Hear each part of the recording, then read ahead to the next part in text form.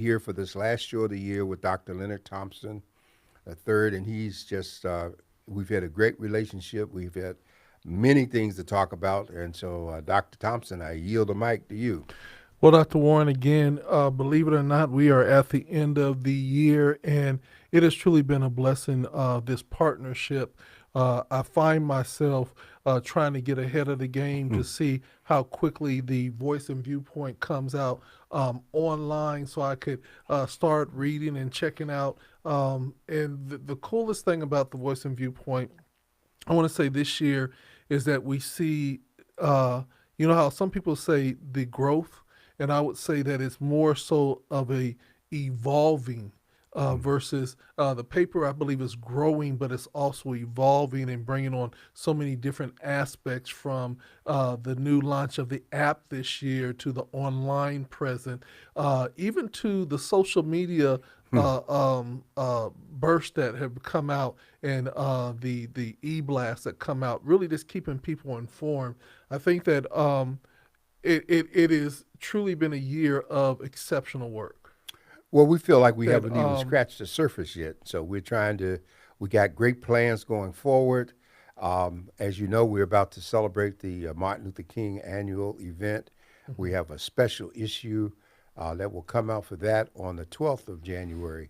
But this week's issue is even more important because we have a 12-page section with the pictures and names of those that we have loved and lost during the year of verse 2022.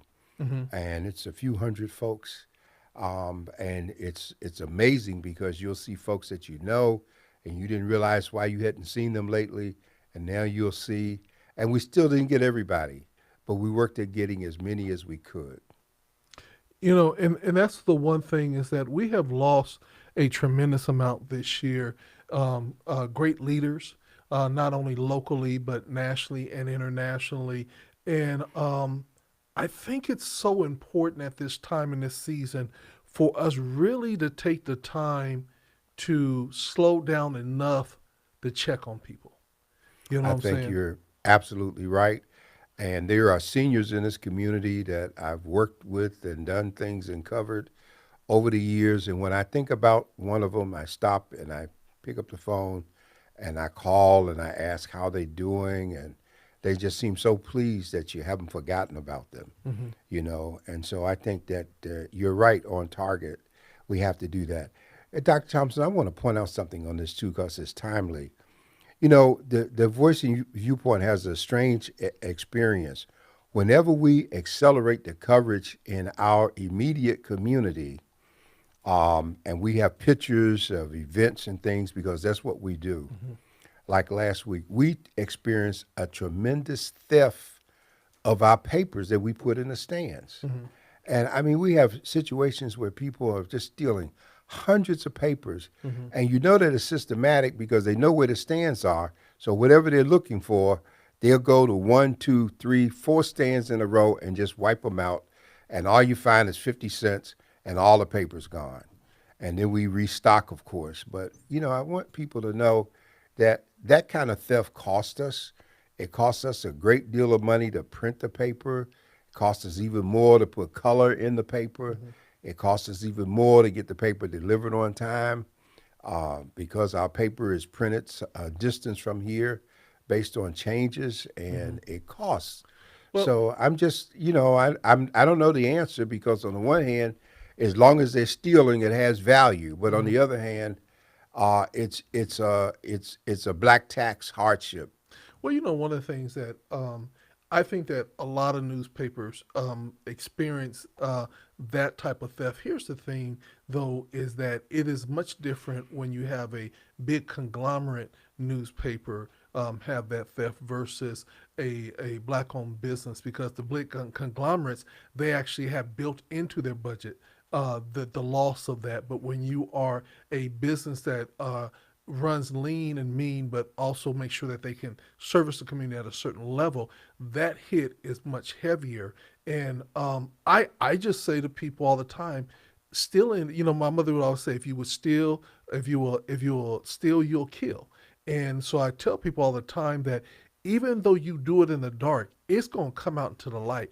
And when you do that evil, trust me, that evil is going to come back to you. And it might come back to you in other ways that you could never imagine. So, I pray for those that, find the sticky finger spirit because, the funny thing about it, Dr. Warren, they literally could come to the headquarters office and they don't have to go to four things. They go to one place And they and get can, all that they want. and they don't, and for some reason, we're the only publication that's still 50 cents that has a charge. Yeah. Because it's like 285 or something if you buy in the UT. Yeah. It's up there.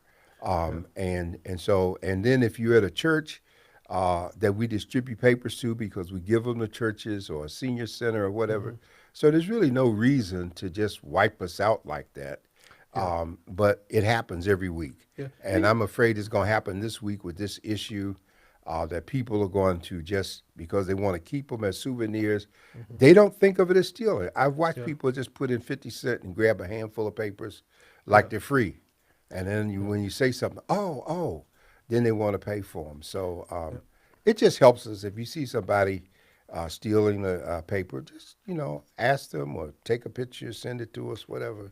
We got some places where the same people steal the papers systematically every week, and the number of papers they take costs us money, Yeah. and so it's just one of those things. Yeah, and then it's just a fallout from the pandemic. So many people have closed down. And I know that the press house that we normally would use is now no longer. Now it's up north. And so, again, transportation, gas, the delivery is different. My press house that I use used to be in LA, now is in Texas. And so, just the delivery charges of the things that we bring in, prices are going up, but yet and still, I applaud the San Diego Voice and Viewpoint because you have kept it at 50 cents. And our You know, prices have gone up because our printer went out of business. We're now printing in Anaheim. yeah, So our paper has to come down from Anaheim every week. Tomorrow morning it should be here by 7 from Anaheim. We've already gone to press this evening. But the cost has gone up over 200% just on transportation in terms of shipping the paper. yeah, And we haven't made any major raises. I don't intend to go beyond 50 cents. I don't ever intend to take the voice to a dollar. I want people to be able to have the paper and to make use of it. But you can help the paper because if you encourage people to use us for their community outreach instead of just putting flyers online when they can afford it, then we can hire more people. You know, Let me say this. Let me say this, which is really funny. I'm a little aged myself a little bit. I remember getting the Voice and Viewpoint where I used to put a quarter in yes, and would be able to get the Voice and Viewpoint. And so you in my lifetime only raised it up to 50 cents. And so that's right. I want to say that piece. And then the other piece I want to say is that you have made it easy for the community to do community announcements in the paper at very reasonable, very reasonable rates. And I think that if they would take the time, because a lot of times, and have you ever noticed that people will say, "Oh, I can't afford that," but they never know how much it really costs. No, You feel what I'm saying? yeah, they just had that knee jerk reaction about I can't afford it. Yeah, I tell people like going to Ruth's Chris. You go to Ruth's Chris and Ruth's Chris can be a little bit pricey. Yes. But they also have that 2-for-1 deal, where you get a family, y'all split things up, and you can make it there and still be within a good price range. So I tell people, but the experience itself, I always tell people the experience itself is worth its weight in gold. And the San Diego Voice and Viewpoint, the experience and the presentation is out of this world. And I think that I'm just pro supporting community papers, especially for the oldest African American newspaper in the city of San Diego. A lot of times, and Dr. Warren, can we talk about longevity? Because Sure. what we've been seeing over these past 5, 6 years is iconic businesses in our communities closing the doors. Yes. And I think that, we talk about legacy all the time. We talk about understanding our history. We'll know our greatness. But when Huffman's closed his door, I felt like we lost a meeting spot, An iconic. When Muhammad Ali came here, He he went was to Huffman's. he went to Huffman's, and not only that, but Brooke Huffman, like we lost the Catfish Club over a period of time, Yeah. and it went away. But Brooks was the kind of guy that even at the Catfish, if it was something special, he would bring in a ton of barbecue, and he cooked the food and donated.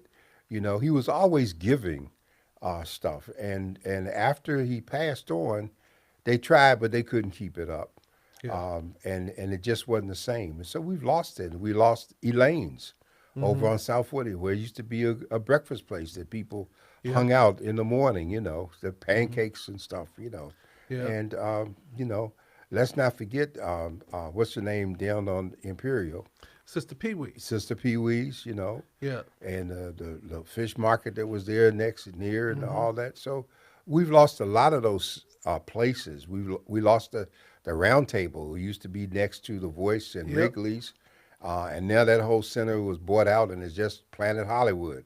Yeah. And the second ironic Wrigley location that was at Euclid Division. and Division, that's a Planet Hollywood Yeah. that's bought out, you know. And so we places have gone away that we had. We had a dry cleaners on Market Street, Mm-hmm. and that went away, you know. And what's the brother's name that had the men's clothing store? Mario's. No, No, not not Mario's. It's not the black Nears. over off of 43rd and Federal. It wasn't Nears. No, no. Okay. And he still had it even when I came here, Mm-hmm. because back in the day you couldn't just go downtown Yeah. and and shop. So a lot Mm-hmm. of places went away, Mm-hmm. and we lost a lot. We lost restaurants Yeah. that we had here, you know, that were great places to eat and to gather. And we're not getting the things back. I mean, you remember Galarosas Yeah. downtown. I mean, it was phenomenal food and stuff. Mm-hmm. Joyce did a great job with that Yeah. place, you know, and it went away, and it didn't turn to a building right away. It became a parking lot after everything was torn Mm-hmm. down, you know, because they seemed to get all had the devies on all of the Mm-hmm. property downtown. Yeah. So we've gone through a transition. The city has changed. Mm-hmm. The high rises, the new buildings, and yet the homeless situation remains. And the homeless situation always reminds me of something that Adam Clayton Powell once said in a speech. He was talking about D.C. because there's so many statutes and monuments and federal buildings there, and he says you look in the cracks and crevices of the monuments, and that's where the people live, Mm-hmm. you know, trying to survive. Mm-hmm. And so we got a lot of that going on here now. And, you know, today, yeah, Holiday Bowl and people trying to get psyched up about it. But I just can't help but when I look at Holiday Bowl and I look at how the city never gave the support to Gold Coast Classic Mm-hmm. that it gives to the Holiday Bowl. Mm-hmm. And yet we did the same thing in terms of bringing famous black college football here, Grambling, Mm-hmm. Texas A&T, Howard, Morgan State, you know, all of these places. And our parades were huge parades. You know, we didn't have balloons, but we were in the community. We had the Clydesdales, and we had the cars, and we had the people, Mm-hmm. and you know, we put 25,000 people in Qualcomm, 12,000 in the convention center for the step show, while we had 400 on the Kitty Hawk. We were the first ones to have an event on a military aircraft Mm-hmm. carrier in San Diego. And I'm sure we were the first black entity to go to Torrey Pines and have a golf tournament. Yeah. When they and now you know it's like these things never happen. So So let me ask you this question. Okay, going into 2022 has been eye-opening, challenging. Our faith has been tested. Our prayer life has increased. Going into 2023, um, I'm gonna call this the black agenda. What should be the black agenda moving forward? Because we could talk a lot about what people have not done. I want to say, how do we now change the narrative? Because, respectfully to Kamala Harris, you know, if she was to run today, she would not get my vote because I have not seen anything that is going to change the atmosphere for people of color, especially African American. You know what I'm saying? So moving forward, what should be the African American agenda from us being African Americans, but even from the African American agenda as us being Christians? You sure you weren't peeping over my shoulder when I wrote my editorial this week? No, sir. No, sir. Okay, because and it'll be online in the morning because the theme is issues that we must be concerned about in 2023. Okay. And I go down a litany of issues. I start with homelessness being an issue, but it's got to be more than a discussion piece because there's millions of dollars out there between city and county, but we're still not addressing the root behind homelessness. I point out that not everybody is mentally ill or a victim of drug addiction that's on the street. And we got families on the street because we got landlords who are insensitive and difficult in terms of how they deal with people. And they are greedy in terms of just wanting money. And we have a city council that and a board of supervisors that won't challenge landlords. And yet statistics show that 49% of the residents of San Diego County are renters. Yeah. Now, 49% are renters, but less than 50% of all of the people in San Diego County bother to go to the polls for the midterm. And so as long as there's that disconnect between them, we got a problem. We got a problem in terms of migrants coming. But can we stop there? Sure. That's a big statement. 49%, almost half of the city are renters. The county Half of the county is yeah, renters. and the cities in the county, yes. So my question comes in, with all these homes and all these things being built, who's buying them? Well, that's why the question that I also raised, Dr. Thompson, and we need to let people know how they can call in if they wish to. Yeah. But the question I also raised, looking at what's going on, is we need an inventory of available housing in San Diego, the city and the county. And when I say available, I'm referring to the empty condos as well as the apartments that are sitting empty, and the fact that now this place in the city of San Diego, it's reached a point where a two-bedroom apartment can cost you between $2,000, $2,500, and $3,000. Well, those are the same kind of prices in Washington, D.C. that people are paying. And the reality is that the working class people still trying to get $15 an hour, they can't afford it because you need to be making a minimum of $25 an hour just to halfway live here. And so it's driving people out, and we're not addressing it. I looked at a $63 million budget that Senator Padilla indicated is going to come to San Diego, come to California as a result of a bill passed in the Congress. And I saw people getting new streets and roads and bridges in Carlsbad and Solana Beach and every place, but I didn't see anything going to Southeast, Eastern San Diego, or the South Bay. I didn't see any of that happening. And as long as we don't vote, we're not going to count.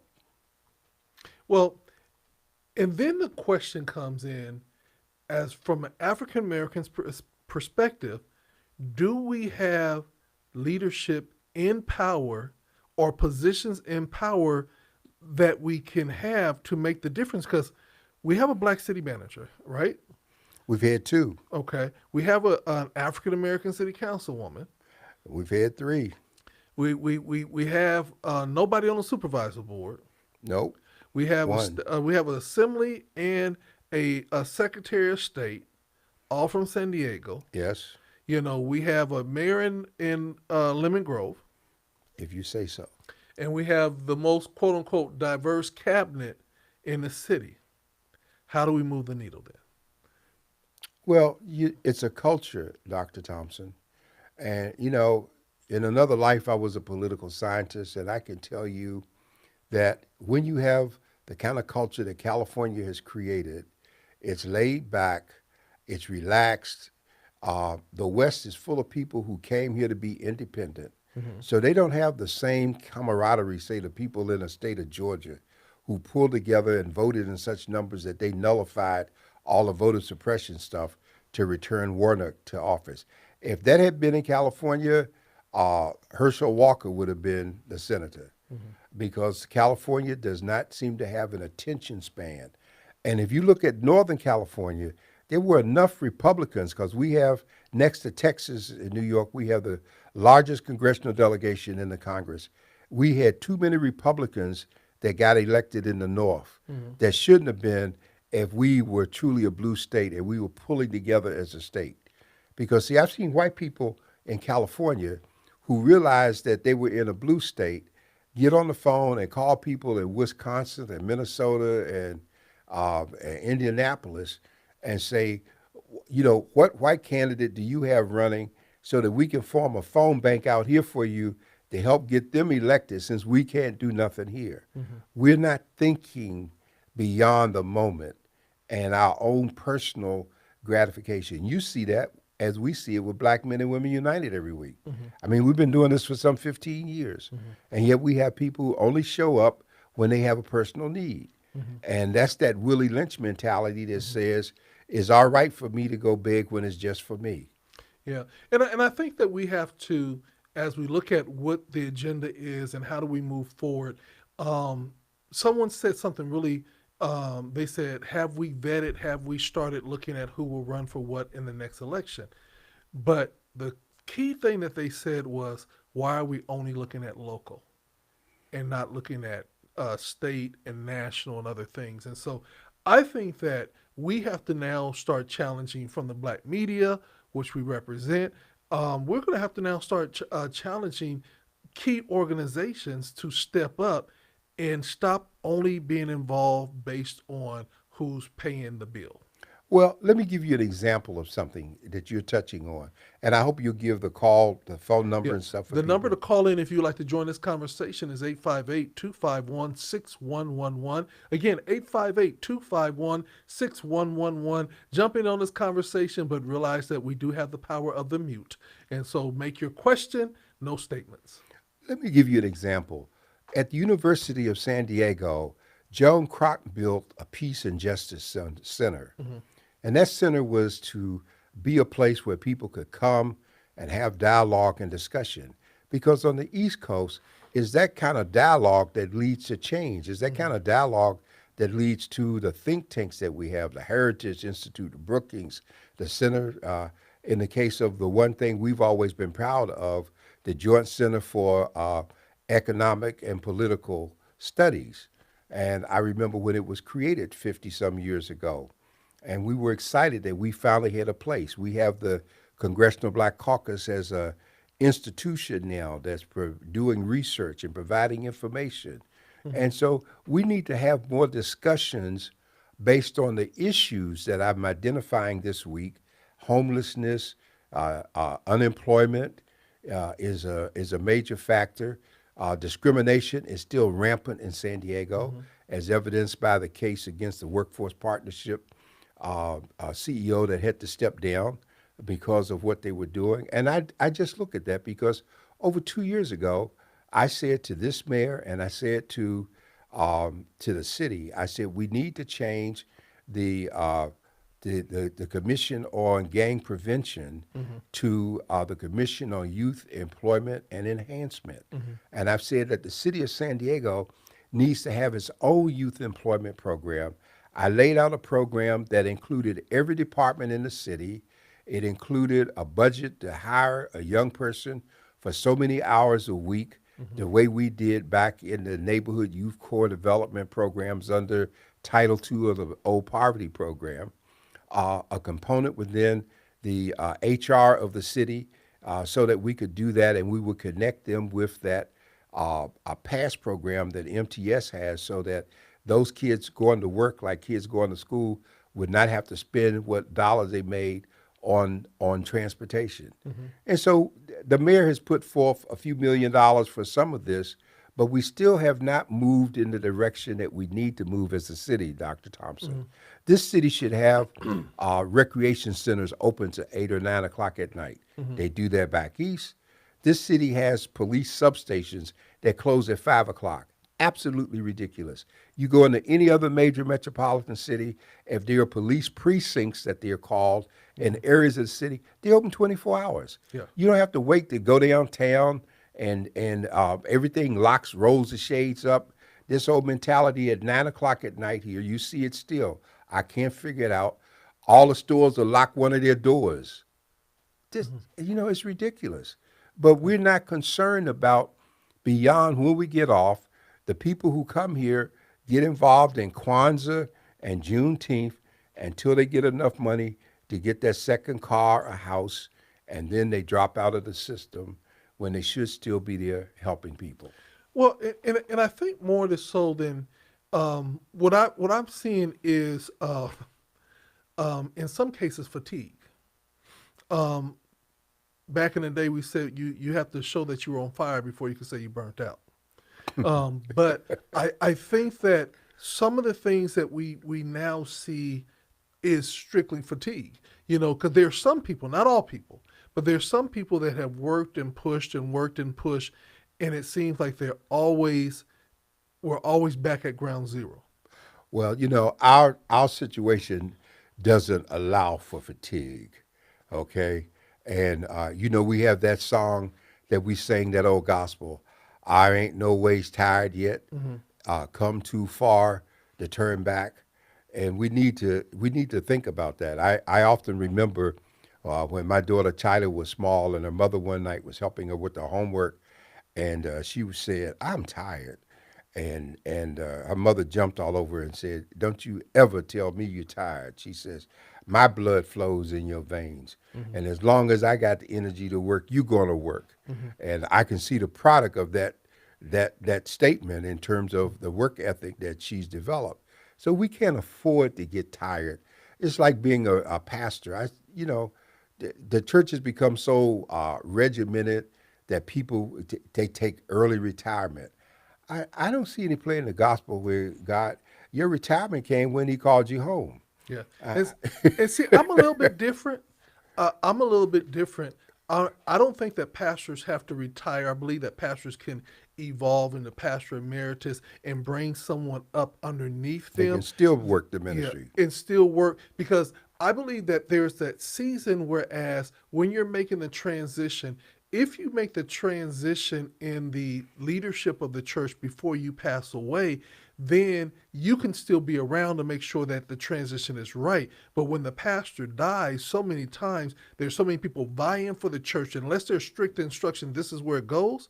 Many times you have those churches fall apart or break apart because everybody thinks they should be the pastor. Well, You we know, see that here.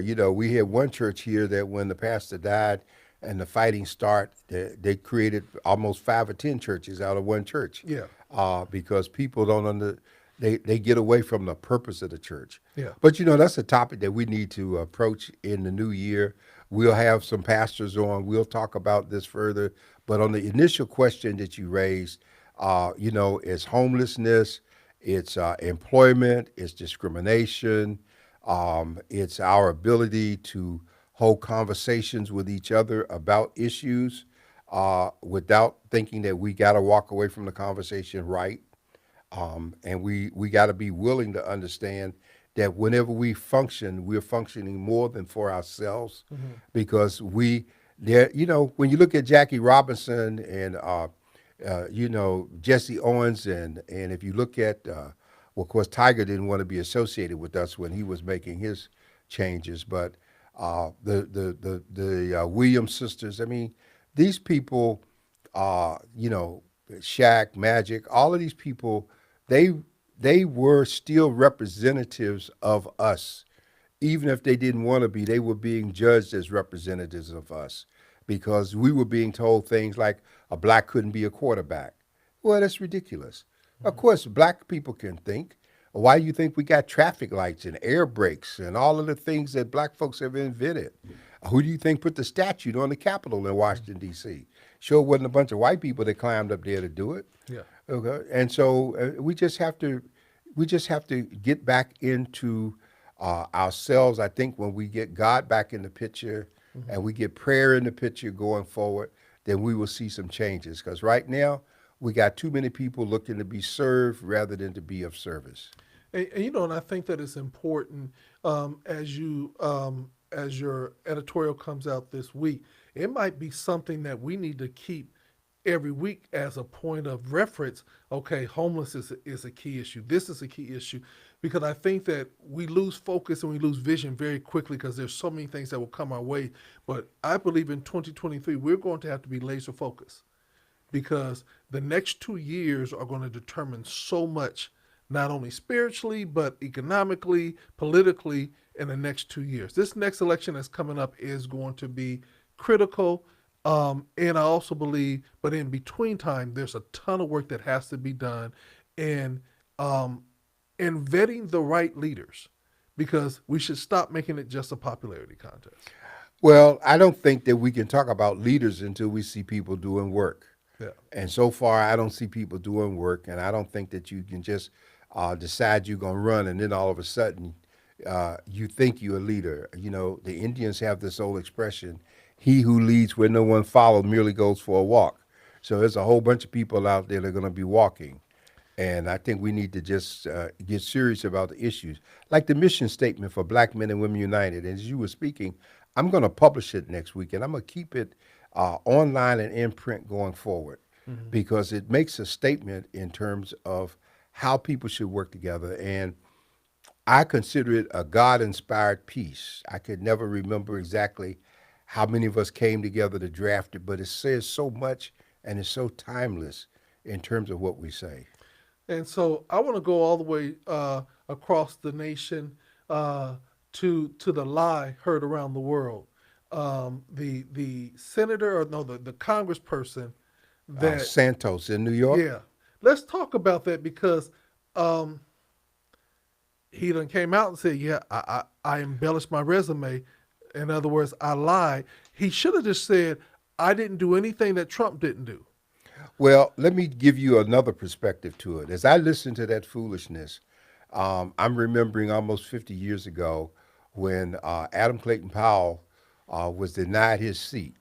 When it came time to be sworn in, they asked him to step aside, and it was all based on rumor, hearsay. You spent money, you took women with you on a trip, and we don't like your lifestyle, so step aside. They're talking about next week what's going to happen. In 6 days, he's going to be sworn in. The Congress has the authority and the ability to tell him to stand aside until the investigation is complete.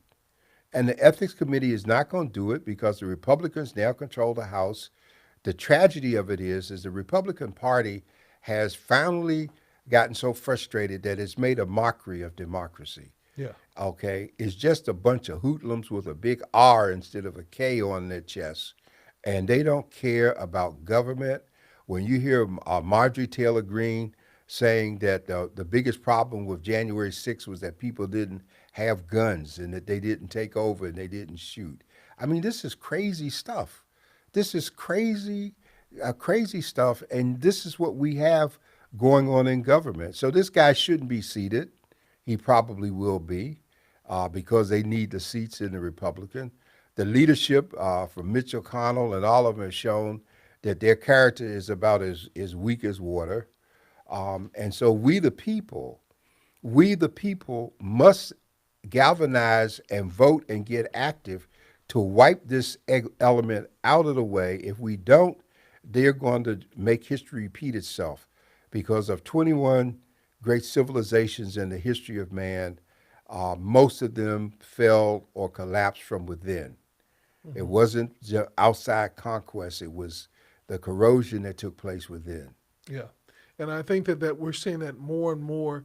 The values, the reputation, and literally, how can somebody say something like, "All they were missing were the guns"? To me, that's a terrorist threat, and that person should be immediately arrested. Well, look at the statistics they're showing today that during the year 2022, there were over 6,000 incidents that involved the shooting of children, either injury or death.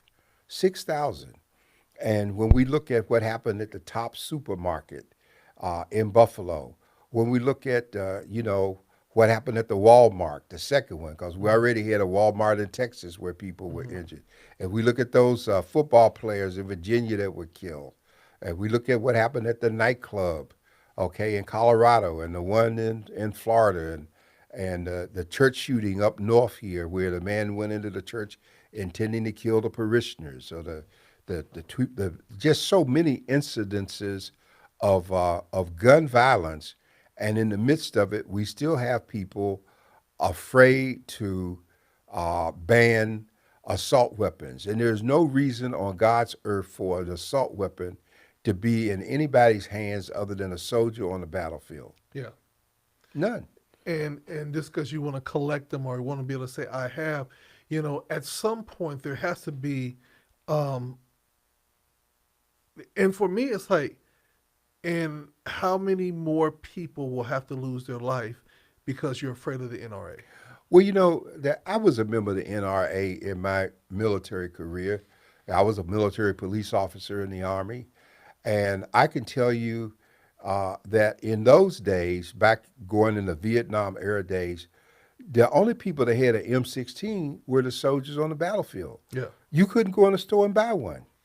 Okay, they just weren't available, Hmm. and now we just can just leapfrog forward, and you know, too much freedom destroys, and we've got so much freedom in this country, and so much waste, Yeah. and everybody is doing their own thing with little concern about the rest of the world. Yeah. We're faced with a crisis right now at our borders, and it's a crisis that a lot don't want to talk about. But I understand the Supreme Court decision on Title 42. Yes, the people need help. Yes, the people are in serious straits, but we can't just open the floodgates here Exactly. and let everybody into the country that wants to come. Hmm. I always say it's like you cook a dinner at your house for your family, and you open the front door and the back door to air it out. And once you open the door, everybody just walks through and grabs a plate but you and keeps on through. And Yeah. then there's nothing left. In Europe, they've had to shut down the borders for the same reason that I don't blame people for fleeing for a better life. Hmm. But at the same time, and I understand the situation here because we have people here who have loved ones and relatives. Yes, you want to bring them here, but they got to come through the process. Hmm. Okay? And we can't rescue the world. Yeah. And unfortunately. And one of the things that we can also look at is a different thing. Instead of, having them come here for greener pastures, maybe the cities or the countries that borderline us, that we worked in tandem to make those strong areas so they don't want to come across, because once they get there, there's a space for them there. Well, obviously, Mexico doesn't care because people are coming through Mexico to get to us. Yeah. And then we got the racism down there. We got Haitians trapped at the border. And then we have people from the Ukraine now. Hmm. They have created a building in Tijuana where the Ukrainian refugees making it to Tijuana can be processed and helped and housed and prepared to come across the border and the whole bit while other people are still there waiting. So this is it's a crisis. We haven't done anything meaningful about immigration since I think it was 1986, Hmm. 85 or 1986. And it doesn't have to be this way, but we just not addressing it. This is important, Dr. Thompson. Let me give you an example. It's my understanding that the Alliance for African Assistance was given a contract to provide housing for 60 unsheltered people in the Rosecrans area, and that those beds ended up going to Ukraine refugees as opposed to the people here who were already on the streets. Now, remember, the Ad Hoc Task Force on Homelessness just put out a study a couple of months ago that showed that black San Diegan, homeless black San Diegans are the hardest hit, the most discriminated against, the most mistreated in terms of services for the system that we can find. And so all of this discussion about equity and diversity means absolutely nothing if it's not manifest in the attitudes of the people that are hired, which came out in this study, to work with those very folks. Yeah. Yeah, I think that one of the things over the last 6 years that we see is that racism is on an all-time high and it's growing day by day. There is a sense of um, inhumane treatment of people in general, but especially people of color, and the old uh, agreements that we had set in stone that we would always keep certain areas. Politicians would be African American and this and that. All those seem to be out the door, and I would say that it is important now that we as African Americans and we are people that say that we really want to be engaged. We're going to have to engage now, and it can't just be fluff. We got to stop. We have to stop making it all about ourselves, and it has to be about the greater good for the whole entire community. Again, Dr. Warren, you saw that we do a lot within the community to support the community quietly, off record, and if we are visible, it doesn't have our name on it. I want to encourage us this year to not make everything about us. When you do it as unto God. Do it as I want my community to be better. Not because they put my name on it, not because I get accolades, but simply because it is right. And the one thing that I will give the San Diego Voice and Viewpoint newspaper is that you guys have been silent supporters of so many different movements, both young and old, in this city. And I think that we have to have more businesses and establishments like the Voice and Viewpoint to take that stance that is not always about the advertisement of our name, but it's about the greater good of the community. Well, I don't think many people can arrive at that on their own. Church attendance is down since the pandemic. A lot of people who got by being online on Zoom, they don't want to get off of Zoom to physically go back. At the same time, we still have people in the community who are helping others. I don't want to negate that.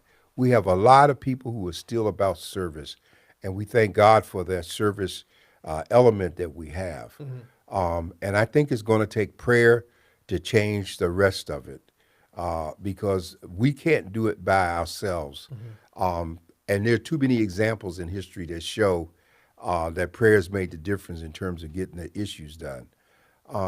But Oh, as so you long done, as we, you done added something new to the list. Got to well, put prayer at the very top of the list now. yeah, prayer's got to be at the top of Yeah. the list. It's got to be at the top of the list. The movie that saw some of us saw years ago, Mutiny on the Bounty with Marlon Brando, and those people who stole that ship, and I think they went to Pitcairn Island, wherever it was. Mm-hmm. There's a very interesting story that is relevant to this point. That when those people decided to establish, because they were mutineers, to establish a society there, they had all kinds of problems in terms of violence and drugs and just everything was going on. And somebody found a copy of the Bible on the ship, and they began to get into that word, and out of it grew a culture, it grew a church, it grew a society where Mm-hmm. people begin to return to respecting each other. And we've got to get there because we have become basically a godless society. Mm-hmm. And we are so enamored with those things that are a part of our lifestyles that are not in sync with the Bible that we Mm-hmm. try to just suppress the Bible altogether. Mm-hmm. And so we need that word there, and we need that. Not that everyone is Christian, but if the same principles apply across the board, because all three major faiths, Christianity, Judaism, and Islam, they all come from the same source, Father Abraham. Mm-hmm. And so, God can't be wrong when there's a door open for everyone. Yeah.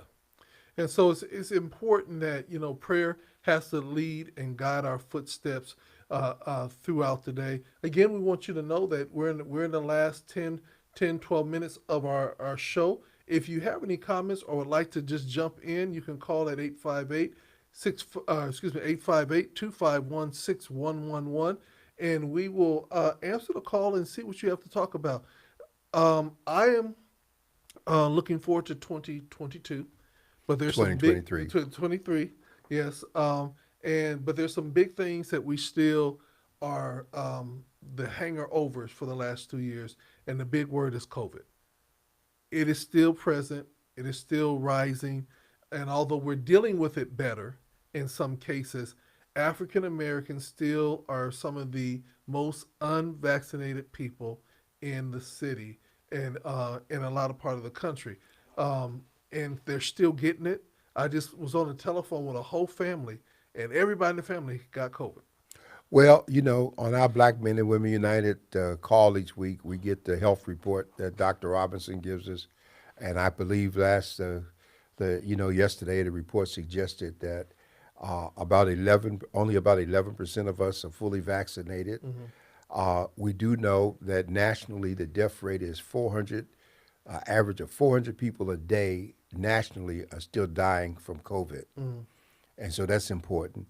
We know that people who have not been vaccinated, more and more of them are experiencing the long haul, and they are at greater risk of death if they catch flu or cold that can lead over into it, and it can take them out of here. Yeah. And so we just want to keep urging people. You see, the numbers are misleading now because you have the test kits at home. The president just authorized a new release of kits, four per household, Mm-hmm. if you go to the website and order them. And so everybody who's testing at home is not calling in to report how they're Exactly. testing. So the numbers that we have are not real. Yeah. They're artificial numbers, and the Mm-hmm. numbers are up. And so we want to encourage you, wear your mask, please. Wear your mask, wash your hands, put on gloves if you're at the gas station, get some gloves if you're in the grocery store, you're using a cart. Wear the mask, wear the mask, wear the mask. Even if no one around you is wearing the mask, wear the mask Yeah. so that you can wear the mask and live. And I tell people all the time, and these little children, they are bringing you more than what you want. They give you more than a hug now. Yeah, So, we have, the pediatric wards are full. mm-hmm. Kids can't, we don't have enough over the counter meds to help them, Tylenol and other things. The supply is short and the stress is great on parents. Yeah. And this is a very serious, serious time. We're not out of the woods and it's not over. So we need to realize that. Yeah. So that's one of the biggest things that we have to be very, very mindful of is that COVID is still there. We have to be very, very mindful that these next 2 years are going to be a defining not only in our cities and our states, but our country. We're going to have to be very vigilant over these next 2 years. And number two thing is that I think that we are going to have to know how to do more with less. Do more with less. You know. We still have to learn the difference between what we need and what we want. Yeah. And people are getting rich off of what we want while we're struggling for what we need. Yeah. And if we just back up and look at the waste, Mm-hmm. look at the waste in terms of cigarettes, look at the waste in terms of alcohol, potato chips, candy, all these things that are not necessities that we are spending money on. Look at the waste as we have people doing fast food as opposed to trying to sit down at home and have a meal with Mm-hmm. discussion like we used to have to do. And so I don't know how we do it because some of us who know better are older and not in a position to impose that anymore, and those who should be haven't had the experience, and so they don't know what to do. So it's a catch-22. Yeah, and one of the things that when I find doing more with less, I look at with less staff available, less people that want to work, we find ourselves doing more with less, and we're finding ways to be more efficient. But what I'm seeing is that um, the workforce is getting smaller, although people say they're still looking for jobs. No, Dr. Thompson, most people today are not looking for jobs, they're looking for positions. And there's a difference between a job and a position. Mm-hmm. And then we have some young people who have not been given a work ethic. Okay, and so they think that you can give an excuse, not show up, whatever, and then they're surprised when they get fired. Mm-hmm. And so a lot of us are responsible because we tried to make life so much easier for our kids Mm-hmm. that they didn't get the same stern background that we got, and then they let their kids just go wild. Mm-hmm. And every time I see one of these stories where some child is screaming at the parent and talking about their rights and stuff, I have to keep myself from breaking my TV Ah, screen. my favorite one. I didn't ask to be here. Oh, that tickles me to all no end when I hear that because um, you're like, okay, well, you want your freedom? I'm not even gonna comment on that one because I would upset folks. I'm gonna let that pass. Yeah. That's like somebody telling you, I don't like this food on the plate. And my attitude about children and food is you haven't been on the planet long enough to have a like or dislike. Mm-hmm. You eat what's put there. Or these people that have grown kids still in their homes and laying around doing nothing, and all of a sudden now they want to. You should have done something when they were small, Yeah. because now that they're a big problem, you can't handle it. Yeah. Okay, and so you won't remember this, but that's why Marvin Gaye had his life cut short because he had one of them old fashioned parents Yeah. that wasn't going to take stuff, and he decided to argue with his father, and he got blown away. Yeah. And I'm not advocating violence, but I'm just telling you that you need to, you start early. Uh-huh. If it's a little problem and you get it, it won't grow up to be a big problem. And the funny thing about it, Dr. Warren, is that if you don't get them while they're young, they will get you when they're older. They will. And so we have to be very mindful of that. Lastly, how do you think the whole abortion rights issue is going to play out over the next 2 years, being that we're a sanctuary state, but also that people are trying to put people in jail? Well, my position on abortion is like salvation. God has given people a choice. I don't believe in abortion because Jeremiah tells us that God says, I knew you in the womb. And he says, I know what plans I have for you, plans toward an expected end. But at the same time, even as a pastor, I'm not to be in a judgmental position. My job is to make you aware of what the choices are in terms of the what God has put before you. Once you make your decision, that's up to you. Okay, and so um, I think that we're going to have a lot of issues. There are people with legitimate abortion concerns, rape, incest, life of the mother being threatened. Nothing is just cut and dry. Mm-hmm. That's why medicine is a practice. But if we tighten up our moral standards, then perhaps we wouldn't have as many abortion issues. Okay, but we know that's not going to happen because the alternative to that is give every kid a condom, as opposed to giving them the reasons why it shouldn't go down like this. Mm-hmm. And I think at the end of the day, criminalizing this is only going to make uh, a what is it a new economy for those that prey on people that are desperate or that are in some type of need, and I believe we're going to lose lives. Well, just remember that the Supreme Court decision just struck down a national posture, and in effect said it's a state issue. So the people in every state have the right, as they have been doing. We saw it in Kansas and other states where they have risen up to strike down any efforts to eliminate that whole issue of choice in within the state legislature. And so that's where the battle has to be fought. Okay. And yes, we are a sanctuary state, but we've always been on the cutting edge because we represent a microcosm of the country in terms of the people that we have here living in California. So I just think that we need to stay focused. Let's not get hung up on things. Remember what St. Francis said: uh, "Grant me the wisdom, and grant me the wisdom to know which things I can change, Mm-hmm. and the things I can't, the wisdom to know the difference." As he Yeah. said, to change what I can, and to know what I can't change, and know the difference. And that's what we have to do.